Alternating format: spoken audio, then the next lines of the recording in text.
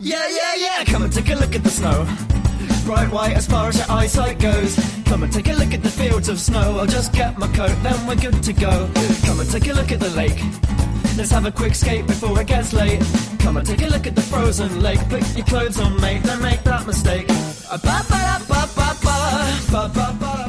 Greetings, holiday shoppers. There are now 108 shopping days left until Christmas, and I think you know what that means. That means it's time for another episode of Christmas Creeps, your one-stop shop for holiday movies and TV shows all year round. I will be your host. My name is Joseph Wade. Here with me tonight are my co-hosts, Johnny Five, the human robot. Hey, what's up, Joe? Hey, John, how are you? I'm alive. That's all that God asks of you. And Mr. Bradford is here as well. Brad. Hey, how's it going? I'm enjoying this lovely Labor Day weekend that I have off, and I would have rather done nothing else but watch Christmas movies and talk about them with you, gents. Well, you're in luck, buddy. I mean, silver lining, we ruined Disney Plus's algorithm. Oh, yeah, we absolutely murdered it. Yeah, they're like, we had an infinity % increase in people watching the Santa Claus 2. Not one, just 2.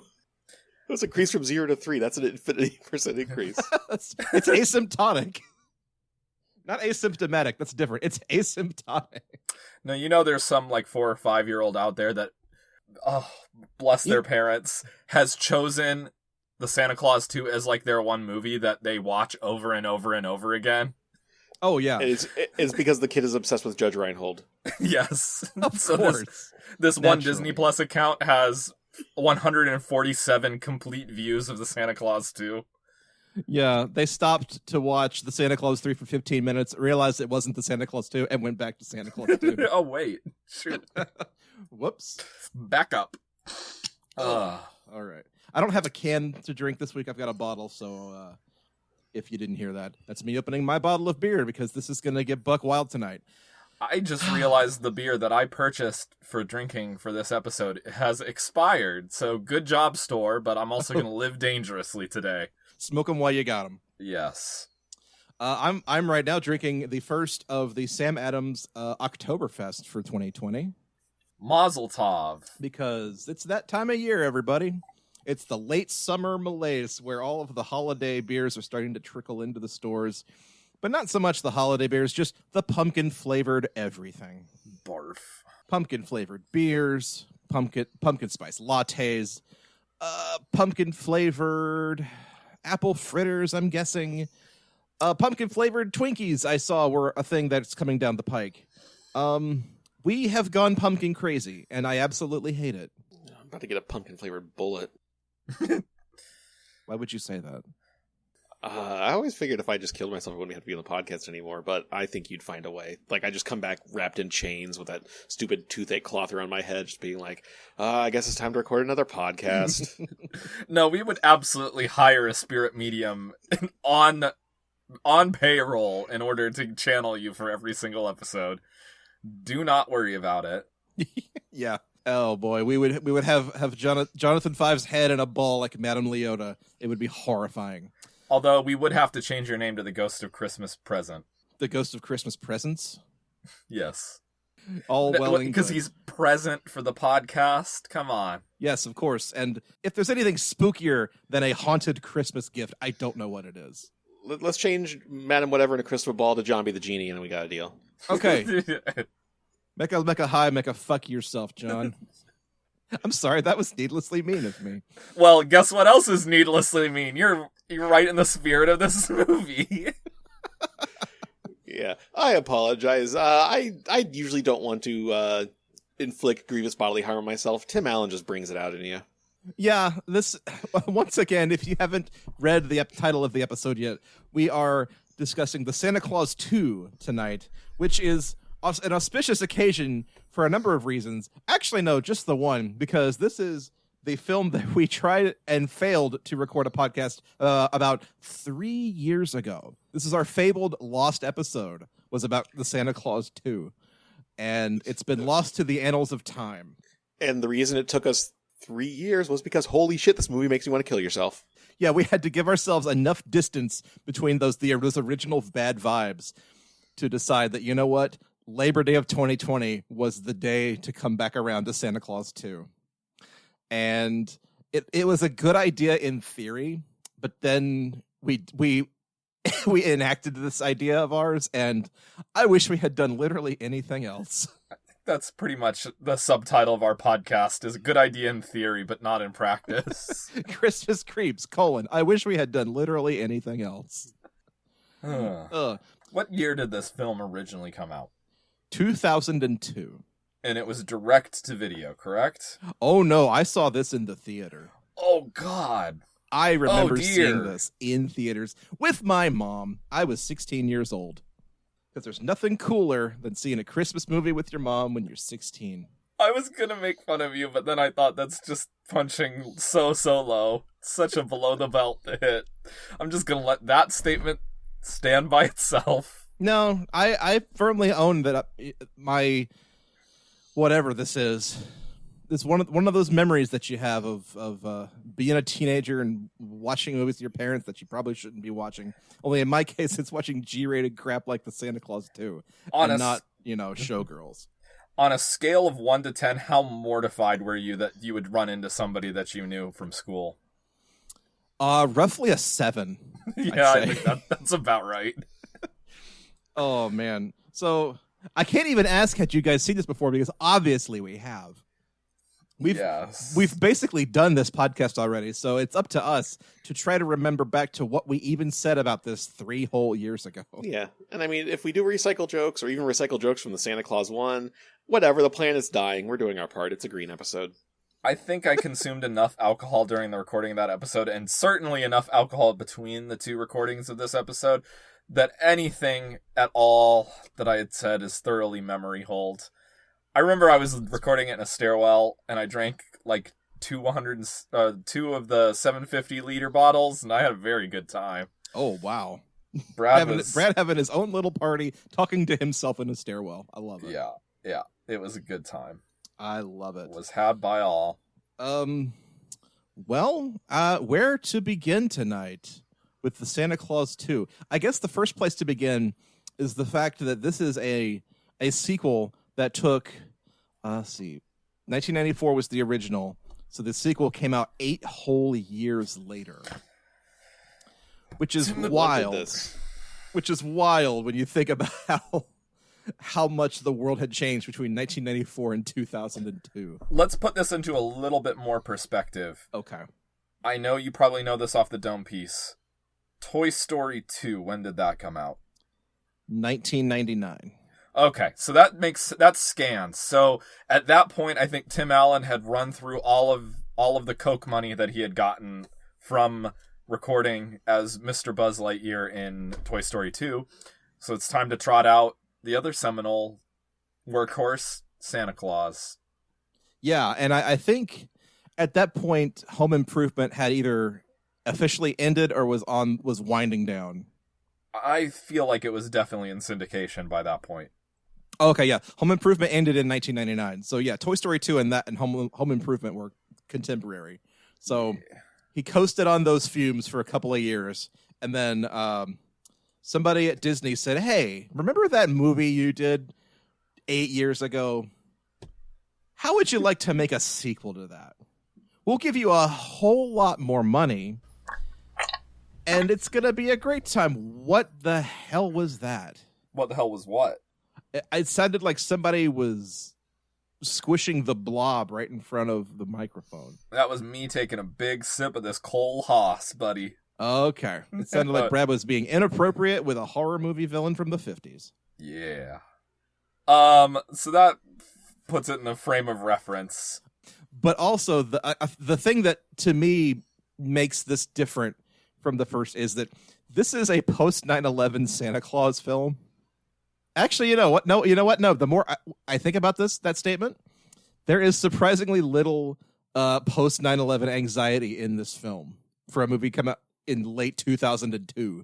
Do you think it was written before and they did not do any workshopping or punch it? They didn't punch it up after 9/11. It was written before, possibly.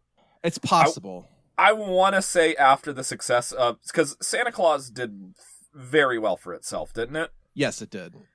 I would have to imagine that the writers, same writers, probably the same writers. I didn't do any research this Christmas. Oh, no, absolutely not. Not the same writers at all. Okay, well, anyways, I am sure there were a couple of spec scripts for Santa Claus 2 floating around fairly recently, fairly close after Santa Claus came out. There are 5 credited writers, and none of them are the 2 writers from the first movie. Okay. Still, my point stands. I'm sure that work was already being done on Santa Claus 2 after the success of the first, and the powers that be decided not to produce this film until 2002. Until after 9/11. Yeah. They had it in the vault, and then, the world changed on 9/11, and then they said, you know what the world needs right now? More of Tim Allen as Santa Claus. John the Santa Claus looked at his TV and said, you know what? I really have to hold on to what matters. So he decides to call up Gerald Disney and say, Gerald, it's time. It's time. I'm done being afraid. I'm going to live boldly. We're making the Santa Claus 2. And Gerald hung up the phone and said, you know what? You're right. Live Moss. And he picked up the other phone on the other side of his desk and said, Tim, it's Gerald Disney. Gerald G. Disney. You know that new sound you've been looking for? Well, listen to this. And then it's the sound of Smokey Robinson singing Santa Claus is Coming to Town. Which is how this movie starts. Yes, it is. Oh, boy. So we have a surprising amount of cast returning, I'll say that. Yeah. Yeah, almost. Yeah, too many cast members. Too many cast members. No, because Scott. Yes, Tim Allen is back as Scott Calvin, aka Santa Claus. His son Charlie is once again played by Eric Lloyd. His ex-wife and her new husband are back. Judge Reinhold specifically is back. Bernard the Elf is back, and that's about it. They changed Judy, didn't they? Yeah, Judy's gone. I'll say that. Wasn't Judy Asian in the first one? I don't think Judy's even in the film. I think it's a different character entirely. Oh, okay. Probably because that actress, I'm going to guess, grew all grown up. Yeah. Who's Judy? Like the Coco attendant in like the first film, yeah. Oh, like the elf who's totally trying to get Santa to fuck. Okay. Like, that not fuck her, but like she's like, okay, I gotta make sure Santa fucks. Yes. John, could you unpack that for us a little bit, please? Her entire job is to like basically make sure Santa works, and she's like, okay, we have to get Santa married. Like she is grooming Santa so Santa is like fuckable by someone else.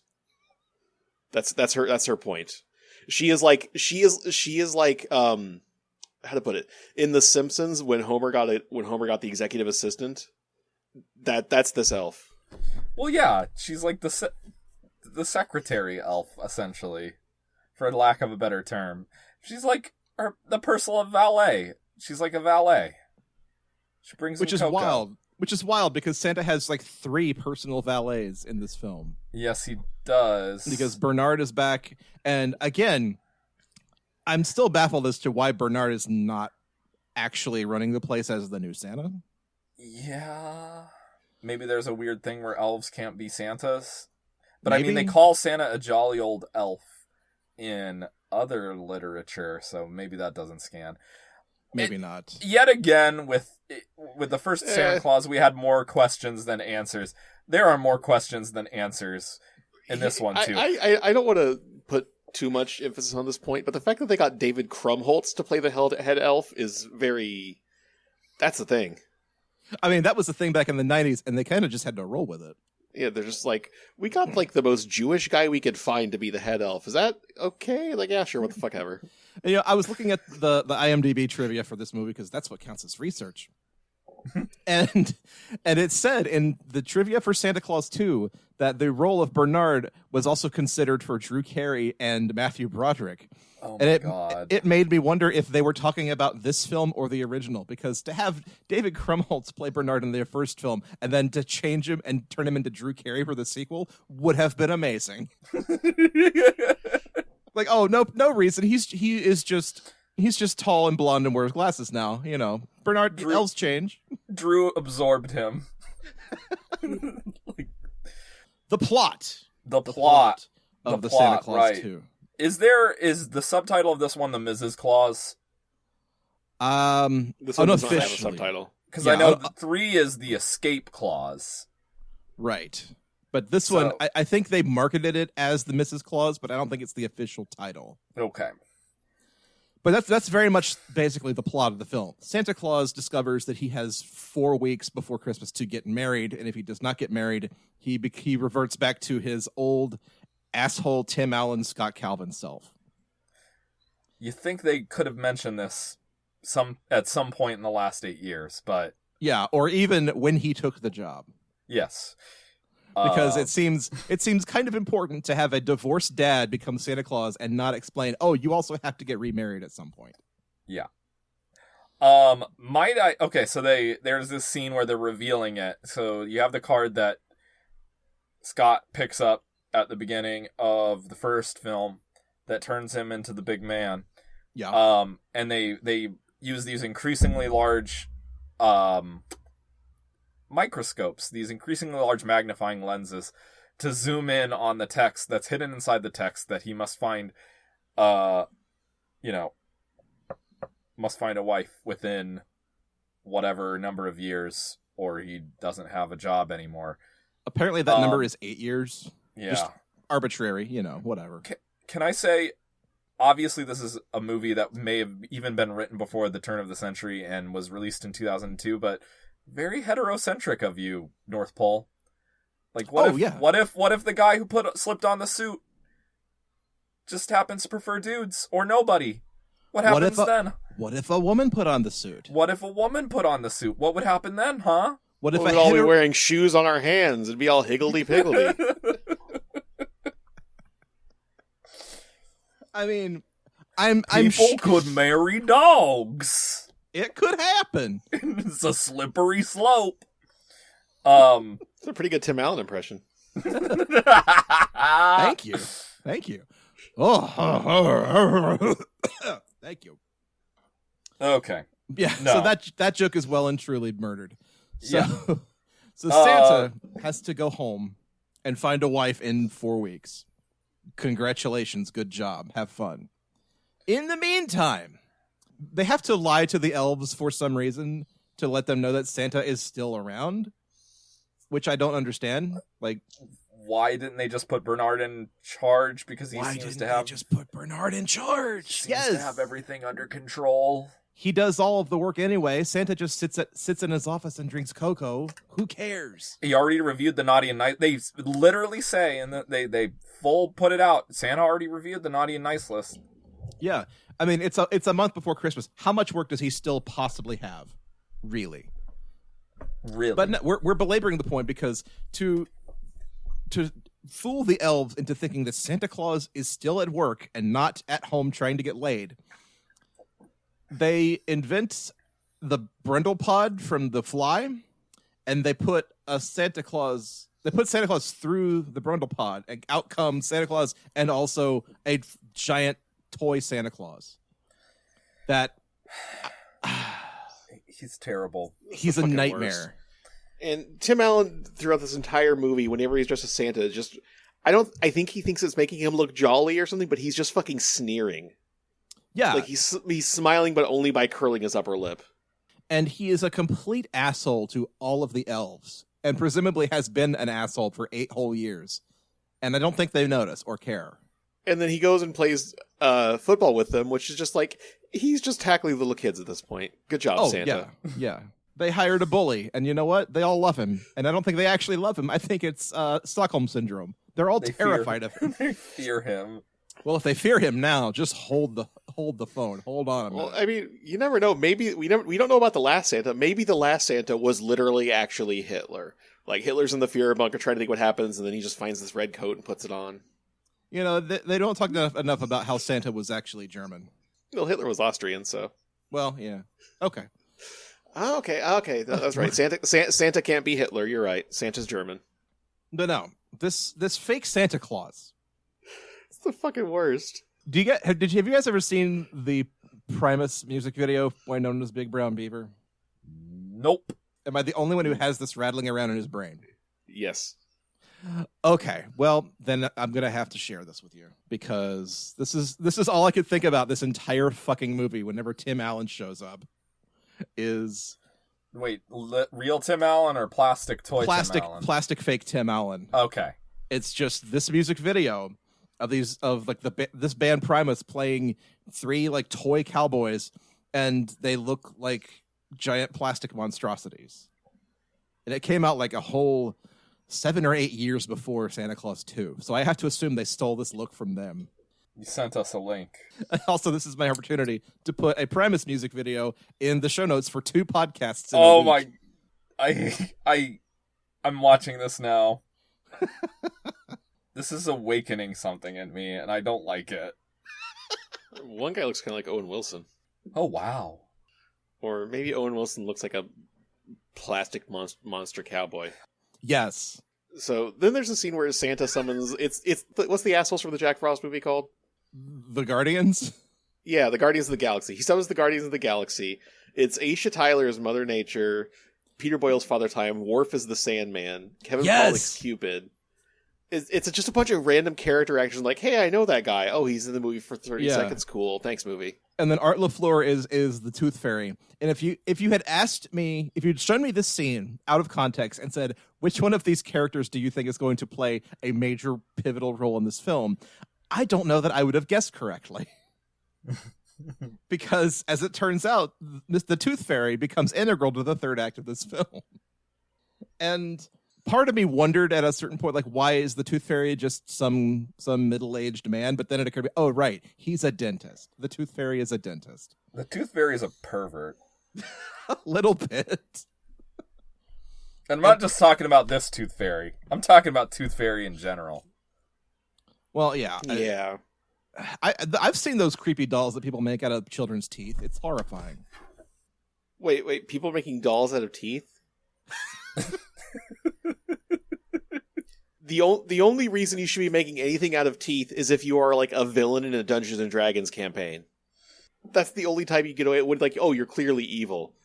John, did you know you can buy bottles of human teeth off of Etsy of varying levels of decay? Like, I found a store that has bottles of human teeth, and there's a little drop down here you can select how decayed they are. I'm not joking about this. Let me see if I can find that. Oh. Creepy doll children's teeth. I hate this. Good lord. Why? This is what parents do with their baby's teeth. Brad. Are you kidding me? This is what you have to look forward to. Most people just put them in a box and then forget about them. I'm fairly certain my parents just threw mine away. Fair enough. I mean, what are you going to do with those teeth other than this monstrosity? Plant them in the backyard and hope they grow into little tooth trees. That's all you can do. That's all you can reasonably do with a child's tooth. Otherwise, it's creepy and weird, and you just need to get rid of it. Nobody needs to see that. Yeah. I'm just imagining like a cartoon shark wearing a human tooth necklace. Jabberjaw goes Hawaiian. Yeah. Jinx. Oh, very good. But no. So what is the purpose of this council meeting? I thought it was just like the semi-annual fictional. It's the fucking board meeting. Yeah, it's the public domain legendary figure board meeting. It's hey, for some reason we want this movie to be an hour and 44 fucking minutes long. Yes. Why don't we have a bunch of characters that show up for 5 seconds each and do one joke, and that joke's the character. Oh, hey, it's Father Time. He's old. It's the Sandman. He's asleep. Ha ha ha. Cool. Thanks, movie. Yeah, Commander Worf literally sleeps through this entire movie. Da-dum. But no, what I'm really asking is, like, okay, so I know that it's their like annual board meeting of mythological figures or whatever. But then, like, new business, then Santa Claus has to stand up and say, hi, I have to get married in 4 weeks or else I die. And they're all like, oh no, I'm so sorry. And then the scene ends. So I have to assume that the whole only reason that scene exists is so that when the Tooth Fairy wanders into the film in the third act, it's not a complete like left field turn. Is this the first time we've run into Kevin Pollak on the podcast? I can't imagine that's true. I'm looking at his list. He's in a movie called The Sex Monster. I think he played the Sex Monster. That scans. I'm not seeing anything else he would have been in that we've seen. Okay, yeah, this is in fact the first time we've encountered Kevin Pollak, which is crazy to me because Kevin Pollak has been in literally every movie ever made.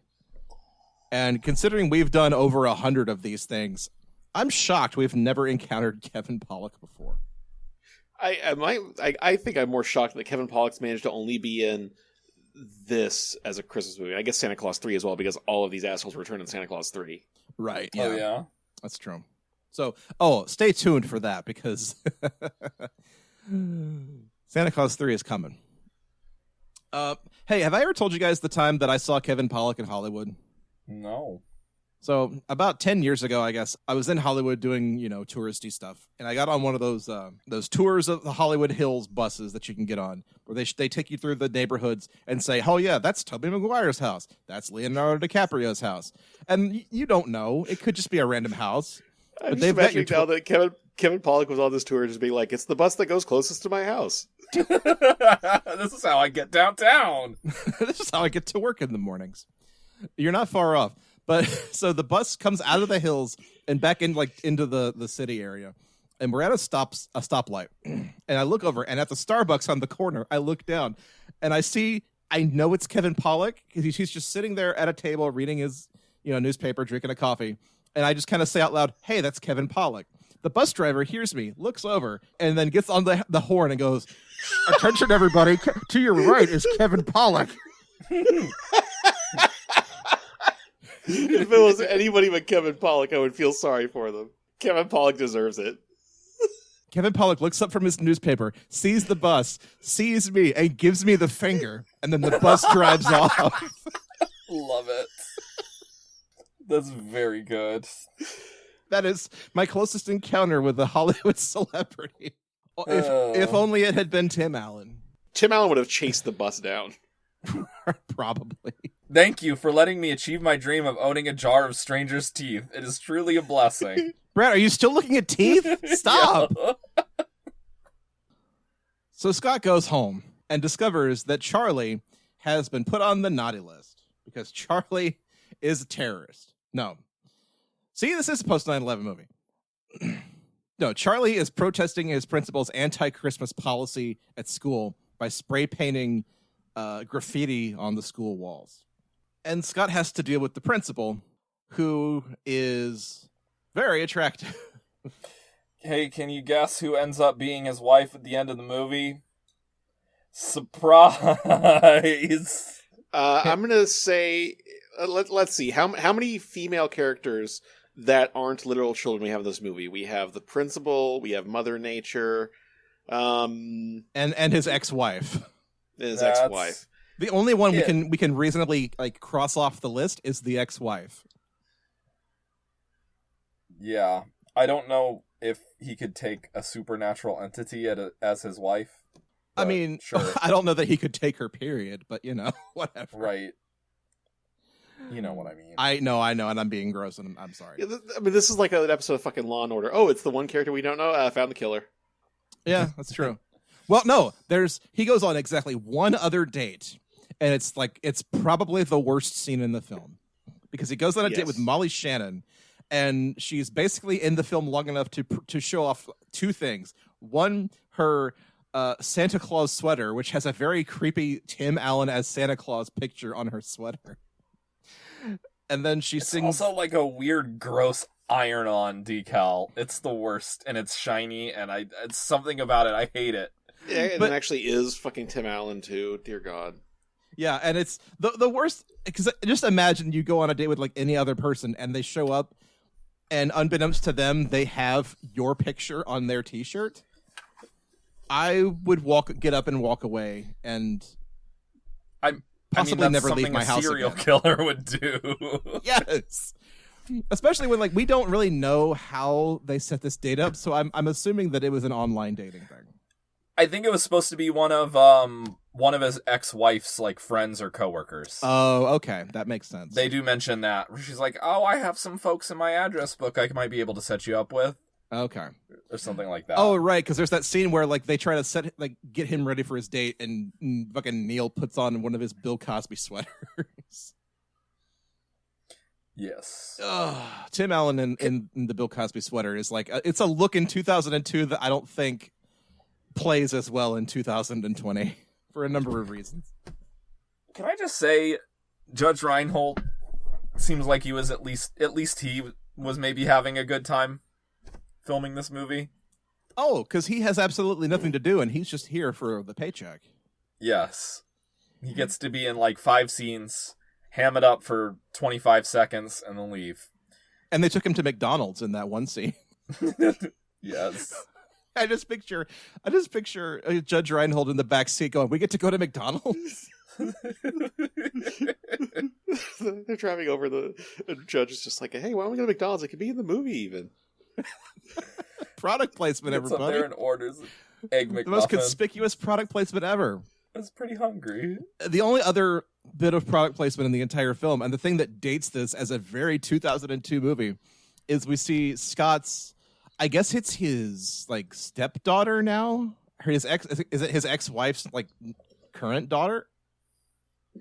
Current daughter. Yeah, it's like the I one that his ex-wife this kid was daughter, like a baby in the first movie, but she's like says she's 6, so that can't be the case. Yeah, But also she calls him Uncle Scott. Yeah, she's Reinhold. So I don't know if he's actually her uncle or if that's what you do with a kid when you don't want to explain complicated familiar relationships. Oh, it's just that's your uncle. Yeah, that makes sense. Okay. Well, anyway, in her bedroom on the wall there is a very prominent Kim Possible poster. Oh, I did. Yes, this is a Disney film from 2002. Didn't notice that. The sweaters are very blatantly was it Coogie is the brand? Is that how you pronounce it? Coogie, Coogi. Yeah, that's true. Man, this is just a dead zone of potential here. This whole movie. It's the doldrums of comedy. Because it's the plot of the movie is Santa Claus needs to fuck. What the hell? Yeah, and of course he does, because, well, there's a sequel, so obviously he does. But, it's the one woman in the film that could only conceivably be his romantic prospect. Of course it's them. And this is not like an actual romantic comedy where there is tension and stakes and people's feelings get hurt. No, this is just a Disney children's film where Tim Allen has to woo a woman in 30 minutes or less. The only sort of tension is while he's out looking for a wife, he has a watch that says how much Santa magic he has left. He only has like 10 mana points, I guess, and like when he summons a sleigh, it costs 4 mana points and some shit. Yeah, but then he takes Carol. Oh, her name's Carol. Haha. To the Christmas party for the school district, and he just does the same thing he does, which is like, hey, I can just magically creep on all of you and know what present you didn't get as a kid. I mean, it's a pretty good trick. And I want to point out that one of the kids' adults basically got like 1960s Beyblades. Yeah, I saw that. It's yeah, like it's a fighting top arena. It's amazing. But yeah, it's just the same thing where it's they all get toys from that they didn't get when they were little that they wanted that they never told anyone they wanted. Body block. Toss across. Yeah. Rock'em Sock'em Robots. So it's the movie is the series is very much walking in circles, just well trodden ground.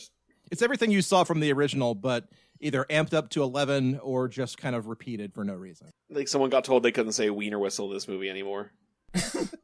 That's not getting past the censors. We never talked about in the first film how the psychiatrist in the first film wants a wiener whistle and how that may or may not be a Freudian thing for him. Yeah. But there it is. There you have it. I my guess is the entire complexity of it isn't it funny to make an adult say wiener? Yes.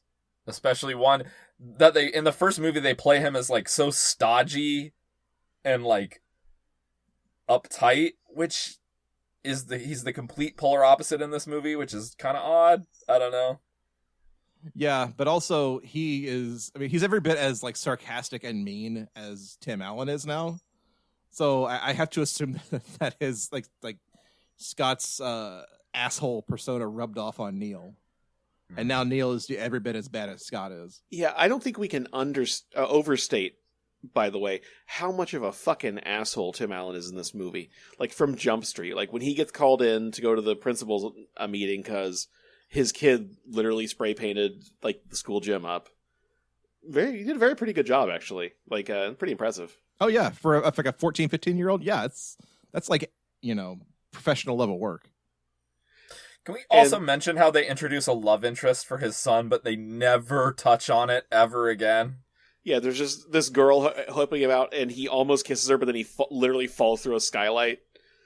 And then we never see from her again. Nope. No, we see her again later, but it's like it's never, ever brought up again. Like, nope, no, the tension's gone. Well, there's the one scene later where Jake is talking to his dad.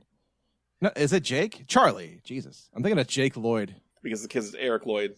Welcome to Star Wars chat, everybody. You didn't think we'd get there, but we got there. But no. Kevin Pollak plays Watto in this movie. Here, let's talk about Kevin Pollak for a little bit more. You know how they had Kevin Pollak being Cupid and he was like flying around really little? They didn't have to actually do any movie magic. That's just the actual size of Kevin Pollak. I've seen him in person. He is, in fact, 3.5 feet tall. No. It's pretty crazy. Gremlins, it was Kevin Pollak in a suit playing Gizmo. Kevin Pollak was voiced by Hallie Mandel. Yeah, that makes sense. It's pretty crazy how this film has a Star Wars connection and a Star Trek connection. Kevin Pollak was the only live-action character in Team America World Police. Stop! Stop! You murdered me! You're killing me!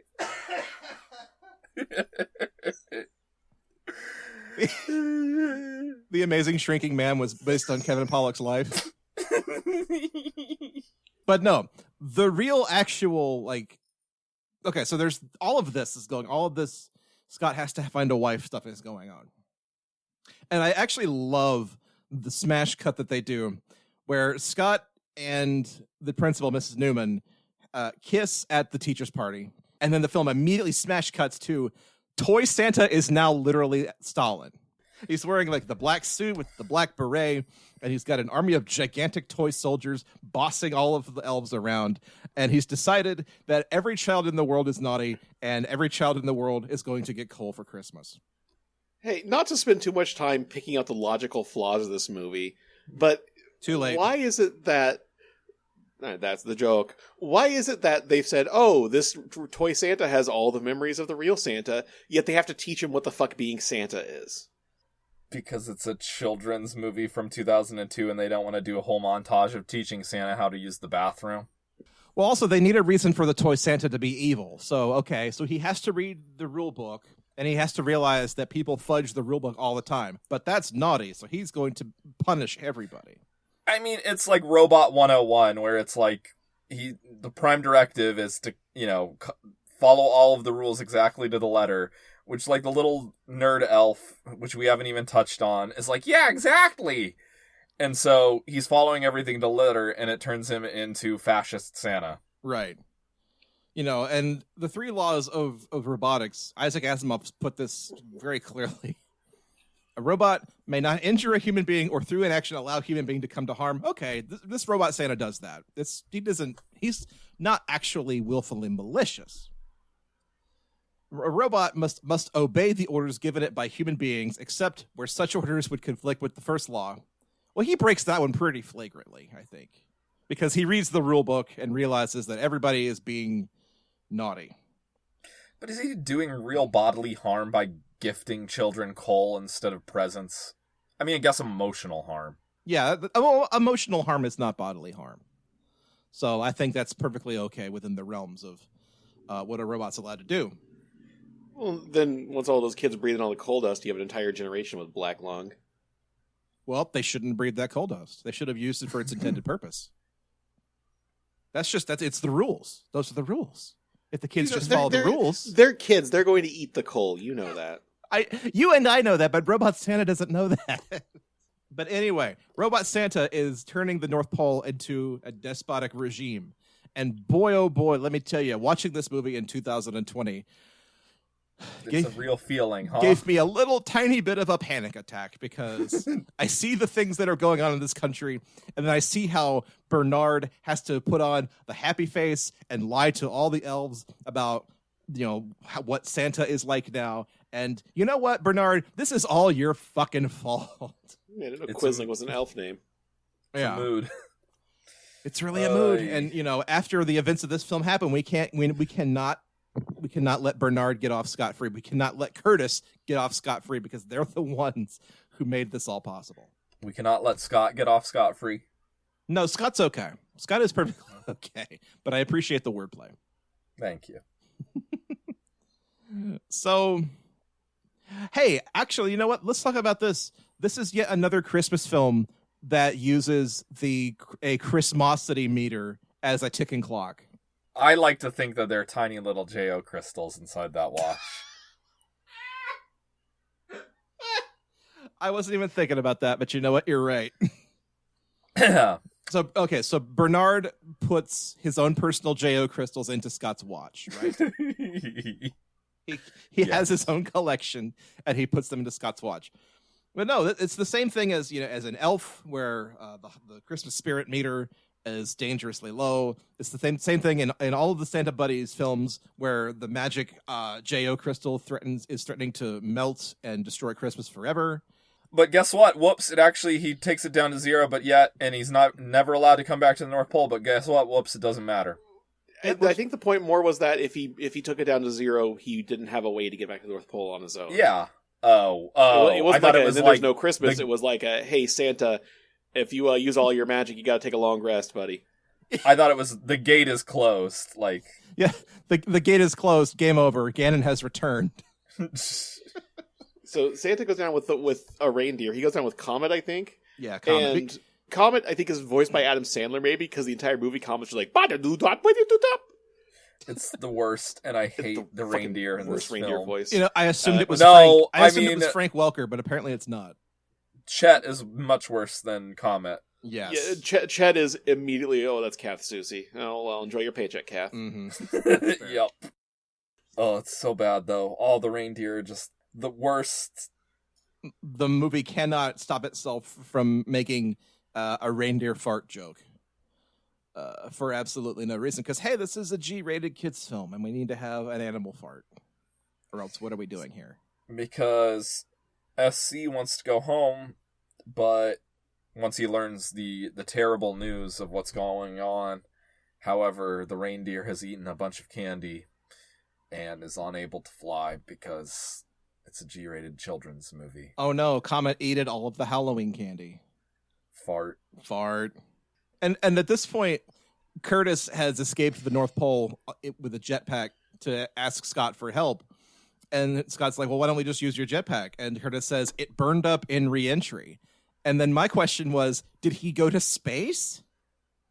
Does the elf jetpack send you to space? I think the thing the movie is hinting at but never touches on is that Curtis is dumb as fuck. Oh, Curtis is hella dumb. He's too stupid to live, but that's not stopping him, and now is it? I mean, I think the only reason keeping him alive is that elves are immortal. 100% yes. Like, elves are immune to, whatever toxins you get when you try to eat pine needles. That's the only reason he's still alive. So, you know what fucking happened? The little girl loses a tooth, so the Tooth Fairy shows up, and they hitch a ride with him back to the North Pole. And there's a big stupid fight, and the elves all have an uprising that doesn't really do anything until Scott shows up. And then Scott saves the day, I puke, the end. Oh, also, what's-her-face has she thinks she's being mocked when he tells her he's Santa, but then, Charlie shows up with the snow globe is like, here, Christmas magic's real, because you can't believe it. Here, just have hard evidence, you big dummy. And then she hitches a ride with Charlie. How do they get to the North Pole? Oh, because Charlie knocks his own tooth out. And They hitch a right. ride with the That's Tooth right. Fairy. That's right. And then she becomes Mrs. Santa, aka Mrs. Claus. Carol Claus. Oh, that's cute. It's a thing. Then the wedding is presided over by Mother Nature, I guess. Oh, and they have it before he delivers all the toys because he needs to do it by Christmas Eve. Yeah, because it happens at midnight, or else Santa Claus turns back into a pumpkin and then blah, blah, blah. he immediately turns back into a fat Santa 2 seconds after the wedding, which I'm pretty sure Carol's at the point like, is it too late for annulments? Because No, it's fine because after the film is over, during the end credits, there's a scene where she's like dancing around the North Pole, and she's fat now too. Everybody gets a happy ending. Good job, movie. It's a thing. It's certainly an ending, all right. And I can only imagine that she magically drops all of that weight for the sequel, which definitely happened fairly quickly after this film, as far as these things go. Because this film made, I think it made a lot of money. I want to say it made a lot of money. Yeah. It made on a budget of $65 million. This film cost $65 million, y'all. That's so many dollars. And it made 173. That's too many dollars. It almost tripled its budget, which means they definitely made a sequel. But guess what? The original film cost like $20 million. This sequel cost $60 million. Can you hazard a guess as to how much money the third film cost? $85 million. J-Man, hazard a guess? Okay, just before I start talking, I'm going to say it is in no way libelous or slanderous to talk about Tim Allen doing coke, because Tim Allen was literally arrested for coke and got out of it for selling all of his coke friends down the river. Yes, that literally happened. So that said, I'm pretty sure about 20 million of this movie's budget was just buying cocaine for Tim Allen. And he hid it in his beard on screen in the film. Okay, so the third movie, basically the entire rest of the cast came back, plus Martin Short. Okay, so John's not going to answer the question. I'm working through this. The question is how the budget of Santa Claus 3. So we have the same star power, plus Martin Short, he's a name. You've heard of him before. What year did this come out? 2006. I know that. But it's a crappy sequel. They probably skimped as much as they possibly could on special effects. I'm going to say I'm going to say Santa Claus 3 was $40 million to make. John is on the right track. Brad, I forgot what you said. I said 85. Okay. So Brad went higher, John went lower. The budget for Santa Claus 3, $12 million. And literally all of that went to salaries. There was absolutely nothing else. There's no way. Yeah, no. And I do recall Santa Claus 3 being absolutely fucking horrendous. So I am amazed you even get Tim Allen to show up for less than like $20 million. That's what I kind of thought. I mean, he was doing all kinds of stupid shit for Disney. Like when was Jungle to Jungle? 96 or 97. That had Martin Short in it too. I mean, around that time he was doing, Jungle to Jungle and Toy Story 2. Galaxy Quest was in that time. And wasn't Home Improvement an ABC joint? So that was kind of a Disney. That was in the Disney ocean at that point. Yeah, Tim Allen was swimming in Disney money for like pretty much all of the 90s. Yeah, the Shaggy Dog was actually after Christmas with the Cranks. Christmas with the Cranks, I forgot about that one. Yeah. Point being, Tim Allen, was in no danger in the mid 2000s of falling out of favor with Disney. Now, I'm not so sure. But I want to compare this film to one other film before we sort of wrap this thing up here. So the original came out in the 90s, was kind of a big hit on a modest budget, and it was actually a film that was kind of about something. It was about this dad learning to be kind of a divorced dad, but also, the Santa Claus was basically a metaphor for Tim Allen being a divorced dad in the 90s. And so then in the 2000s, they bring it back, put a little bit more money into it, make it more epic, more CGI, bullshit out the wazoo, give it a love story it really doesn't need. Guys, this is the Matrix Reloaded of Christmas films. told us you were gonna compare this to a movie and we weren't gonna like it, but I think it's so apt. But and you know what? It kind of fits though, because this movie it kind of does what the first one does, but not quite as good. It has way more CGI than the first one did, but it's not quite as good. It cost way more money, was very successful, but is not fondly remembered. And was intentionally marketed to appeal to as wide an audience as possible. And yet, it's still not the worst of the three. You know, if you ask me right now to recall a single plot point of The Matrix Reloaded with a gun to my head, I don't think I could tell you. Is that the one with the fight scene on the trucks on the highway with the white guy dreads? Or is that the third one? That's the second one, yeah. Okay. All right. Then I remembered something. Yeah, the only reason I know anything about it is just from vague osmosis from knowing a little bit about what happens in Enter the Matrix, pretty much. Oh, yeah, that's right. Because they had that whole multimedia approach to the sequels, didn't they? I don't even know if I saw the third one. You're a better man for it, Brad. The third one is a train wreck from start to finish. Okay. So have you, speaking of the Matrix, have you heard the I don't know if you want to call it theory or if it's something that the Wachowskis actually said themselves, the idea that the Matrix trilogy is just an entire allegory for being trans, which only disagree with because the Matrix isn't fucking about anything. I mean, I've heard that and I can see exactly where they're coming from and it makes sense to me, but it's not going to keep me up at night. You know? Third opinion, I hadn't heard this. My only objection to it is just no, that would require the Matrix to actually be the fucking about anything at all, and it's not. The Matrix is about, look at this cool shit we did with cameras. I mean, you're not wrong. You're not wrong. I'm not disagreeing with the allegory in any way, except for just no, that is a retrofitting. Yeah, it's kind of one of those things.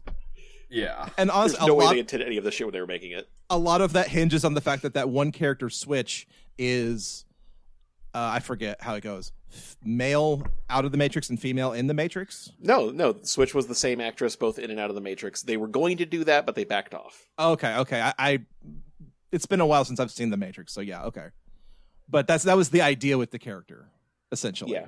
So, okay. I see it. And honestly, I don't want to dig too far into that because I'm not going to step on any toes there. But basically what we're saying is that the Santa Claus 2 is an allegory for The Matrix Reloaded. No, it's the Santa Claus movies are basically all about the pressures of being a man in the 90s and also the 2000s. And honestly, it's kind of overblown and doesn't make any sense.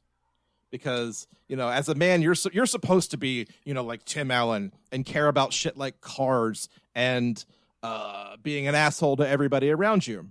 And that's not going to get you very far in today's America. So Tim Allen has to learn how to actually care about children and be nice to people and to take care of people, even if they're being, assholes back to him. And I think we're going to see that when we get into the third film, because we're definitely talking about the third film, because the more I say it, the more we're going to have to do it. Have you seen the third film, Joe? I don't remember. I remember I was working at a movie theater when that third film came out. So I think I've seen bits and pieces of it. I know I've seen the trailer 100,000 times. I mean, all I can think is somehow with how bad this movie is, the only way you could make it worse is to add Martin Short to it. I think you would be 100% right, John. But suffice it to say, the Santa Claus 2 is basically about plot convenience above everything else. Because, the evil despot fake Santa Claus builds a giant army of giant toy robots, like toy soldiers. But they're just like big lumbering plastic props, and I don't know how anybody plans to instill any kind of fascist regime with dumb shit like that. I love the scene where after they throw the snowballs at the toy soldiers, the elves are always like, "Get them!" And the camera lingers too long, and you see half of the elves just run all the way past all the toy soldiers. Oh yeah, I was tracking Bernard during that scene. And he literally just runs all the way through to the end. Good job, movie. But yeah, the Santa Claus 2, it happens exactly as you think it happens. And I'm not going to say there's a comfort in that because honestly, I don't think it's a very good movie. So let's go over to the crankometer now, shall we? Unless we have anything else to say about the Santa Claus 2. The crankometer, folks, is our patented X and Y axis that we use to rate Christmas movies. The X axis is how Christmassy a film is. That's the Christmas quotient. And the Y axis is how good the film is. The quality quotient. So, friends, how Christmassy is the Santa Claus 2? Pretty Christmassy. I mean, it's about Santa. Probably. Yeah. I would object to the idea that being about Santa makes it all that Christmassy.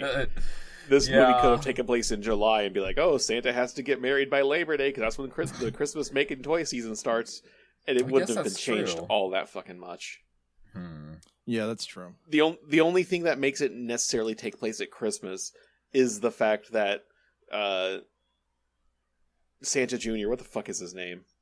Charlie is mad that the school doesn't have Christmas decorations up. Yeah. And the only time we see Santa really like doing Santa Claus things is at the very end, and he goes home to his family.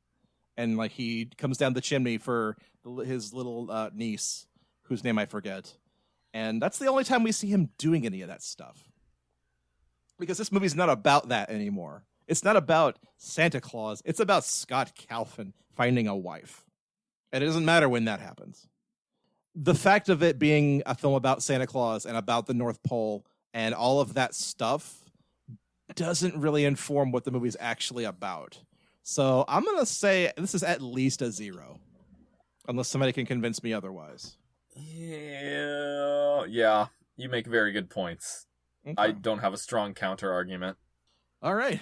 This is so the Santa Claus 2 we've decided is a value neutral Christmas has Christmas as a value neutral element.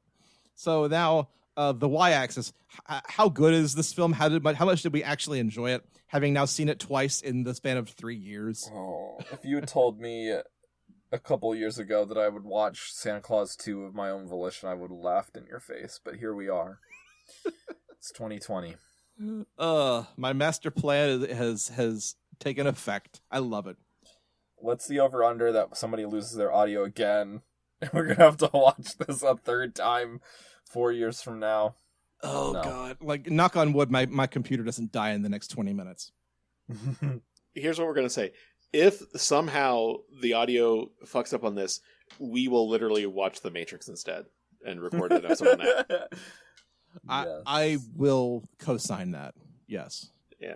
I want to be clear. I'm not objecting to the Matrix trans allegory. I'm objecting to the idea that it was planned at the start because The Matrix is a dumb fucking movie and not about a single thing at all. Like, there's no way Matrix was planned to be about anything. We're picking up what you're putting down. Yeah. I think you're. Yeah. And I want to make it explicit what I'm getting at when I talk about The Matrix, though. That movie's dumb as hell. It's a stupid fucking action movie. The central failing of the sequels is that they think people think that The Matrix is about something, so they try so fucking hard to make the sequels about something, and it does not work because it does not. Well, matter. I mean, literally every single Philosophy 101 class is required by law to mention The Matrix at this point, so of course they thought it was about something. Yeah, because you can like bend The Matrix to be about anything if you try hard enough. Like, you remember Equilibrium, and people thinking Equilibrium had to be about something too? No, it's Equilibrium didn't even think it needed about anything. It's about gun kata. Yeah, Equilibrium is about how Kurt Vemmer loves guns. Okay, just chill out. What we're saying is that the Santa Claus 2 is not very good. No, it's not. I'm gonna say it's a solid -2. I honestly don't hate this, but I would be hard pressed to want to ever watch it again on purpose. Oh yeah, if I wasn't playing Super Mario Kart the entire time, I would have been a lot madder at it. But it was very easy to have it on and not pay too much attention to it, because that's what you do on a movie review podcast. Yeah, you don't watch the movie. Yeah, I mean, in our defense, we watched this fucking movie before. It was like 3 years ago. Yeah, and I've seen it multiple times already, so I've got a pretty good beat on how this film goes.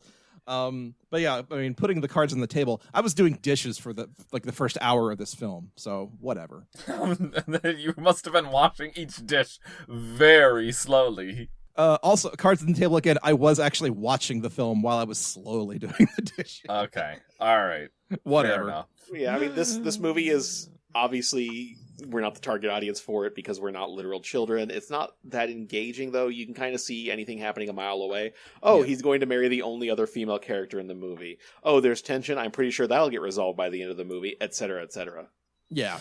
There's no fucking stakes here at all. -2 is where I would land as well. And also, it's worth pointing out, this is, of the 3 Santa Claus films, this is the only one that's rated G. So it's like they knew that they were gearing this towards small children. So they make it as child-friendly as humanly possible, almost to the film's detriment, because man-o'-manity, those toy soldiers are not very convincing. Yeah, those are pretty much the scariest thing in the film, and other than just kind of being weird and creepy. Yeah, it's a combination of, like you said, being for babies, and also just how mean-spirited anything is if you're actually old enough to follow the dialogue. Like you're 6 or older and you can follow the dialogue. You're just like, wow, Santa's kind of a jerk. And the one scene that really hammered that home to me was early in the film. Santa's in his workshop doing his thing, and this one tiny little girl elf comes up to him and is like, "Santa, would you like a cookie?" And then he gets this look on his face and kind of looks straight to the camera and like does his smug Mr. Sarcastic bit and goes, "Gee, do I want a cookie? What do you think?" Of course I want a cookie. So bad. So much of that when they use like the Santa Brundlefly machine. Yeah. And Curtis is like, "Wow, it looks great." And Santa's basically like, "That's because it's me, you stupid fucking asshole." Yes. Yeah. Dumb and shit. Then there's the one scene where Santa calls one of the elves a troll, and it cuts, and it's the only non-white elf we've seen in the entire movie. Yes! Fucking yikes. I noticed that. And then, like, you think, okay, he's putting it on for the elves, for the children. So when he's having his scenes with the adults, Tim Allen's going to turn it off a little bit and be a more reasonable adult. But no, during that sleigh ride scene where he's taking the teacher to he's taking the principal to the teacher's like Christmas party, like she's giving him her whole backstory, and they keeps cutting to Tim Allen, and he's like looking around like he'd rather be anywhere else during this entire scene. Like he doesn't know what to do with himself in a serious moment. Oh, it's the worst. I'm just imagining he's looking around, being like, looking at the fake snow, being like, "Is that no fake snow? Never mind." He's looking at all the Coke and just having a white Christmas for himself. So yeah, I think Fuck you, Tim Allen. Fuck you, Tim Allen. Last Man Standing is a garbage TV show. Oh, it's so bad. I told you guys about how bad it is, right? Oh yeah, we've talked about that. Oh yeah, Tim Allen's lead full into MAGA chud bullshit. My wife used to watch. She liked Dr. Ken, and we used to just watch it on terrestrial TV, which means we'd have to tune in for like the last 5 minutes of Last Man Standing. Not willingly, she would. Right. I'd try to avoid it as much as humanly possible. She'd turn it on. I'd usually mute it, but the times we did catch it, it was so bad. It was like it was like hating on millennials. It's like, what happened to good old fashioned work ethic, like that sort of thing. Oh, it's so bad. Yeah, you have no idea. It is pure like follows Boomer. the exact form of fascist propaganda, where it's just like we are the strongest we've ever been, which is why we are also on the brink of destruction from literally everything. Like, it's Tim Allen's like the manliest fucking man, but like, oh no, all of these women in this house with me are going to make my dick disappear. Mm-hmm. Yeah, it's only I can save you from bad. myself, which, hey, is the plot of the Santa Claus 2.